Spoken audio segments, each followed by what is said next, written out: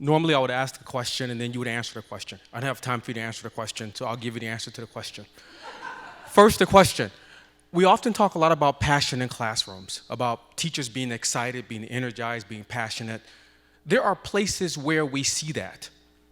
So think for a minute where you see it. You see it in sporting events. Athletes, they're passionate. You watch the guy score a goal and celebrate like he's 6 years old.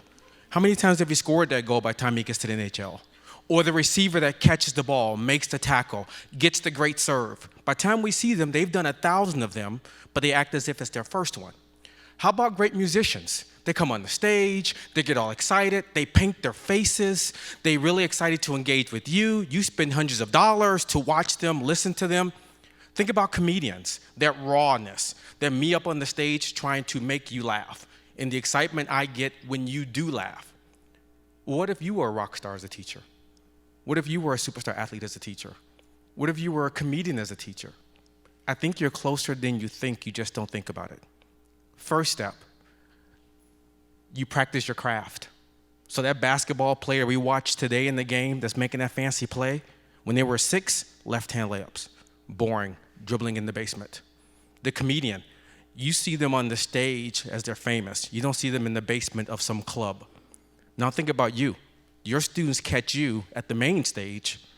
Think about all the hours, all the years you practice to get to that stage.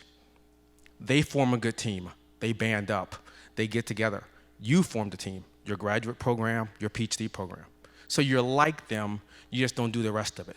First, what do they have in common? Athletes, musicians, rock stars, they have theme music. Before they get on the stage, music is playing. What's your theme music?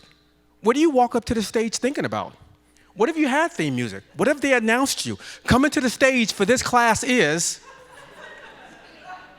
What if when you walked off the stage you had theme music? Drop the mic. I'm out. See you next Thursday. How would that change how you saw yourself as you were teaching the class? Second one is, they have a uniform. What's your uniform? I teach in a business school, and students talk often about how I'm the only one in suit and tie. It's not about the suit and tie. It's to get me ready to teach the class. If I'm in what I wear normally, I'm thinking about research. I'm thinking about that meeting I have to go to or just left from. But there's something about, for me, putting that tie around my neck and tying it up that gets me ready to think about. I'm getting ready to go on the stage and do this thing of teaching. It gets my head in the right space. Now, it isn't a suggestion that everyone wears a suit and tie, because not every musician has the same uniform, but they have the uniform for what they're trying to do. That grunge player, what's that grunge uniform? Some kind of plaid shirt, some kind of holy blue jeans.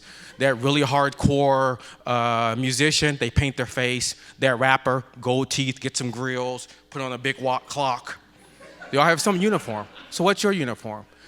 Third one is, they seek to make a connection. It is not about just delivering the song. It is not about just catching it.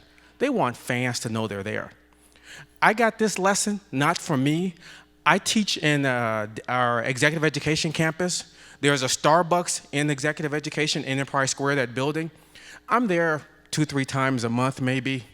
I go to the same Starbucks. In the morning, I get a Americano Misto whole milk grande. In the afternoon, vanilla latte.